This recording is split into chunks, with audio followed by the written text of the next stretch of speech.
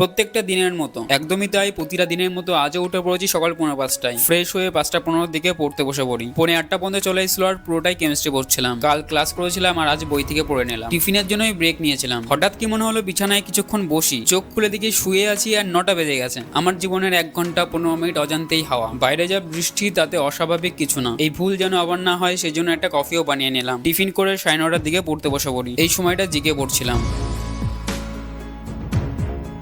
2 ঘন্টা স্লট ছিল, 11:30টার দিকে একটা ব্রেক নিই। খিদে পেয়ে গেছিল তো ম্যাগি বানিয়ে নিলাম। আমিও বানালাম। তখনই জেঠিমা ফোন করে বলছে রুটি ঘুগনি বানিয়েছি, নিয়ে যা। খাওয়া হয়ে গেলে আজকে এডিটিং কিছুটা এগিয়ে রেখে আমি আবার পড়তে বসে পড়ি 1টার দিকে। যেহেতু অনেকটাই খাওয়া হয়ে গেছিল তো দুপুরে আর খিদে পেতো না, সেহেতু এই স্লটটা 1টা থেকে 3টা পর্যন্ত টেনে দিলাম। এরপর অন্ন চাপিয়ে স্নান করে লাঞ্চ কমপ্লিট করতে করতে 4টে 4:30 বেজে গেছিল। বিকালে এডিটিং কমপ্লিট করে আজকে ওয়ার্কআউট শুরু করে দিয়েছিলাম। ওয়ার্কআউট হয়ে গেলে ফ্রেশ হয়ে আজকে মেডিটেশন শুরু করে দিই। এরপর পাউরুটি আর আমলকির চা খেয়ে পড়তে বসে পড়ি।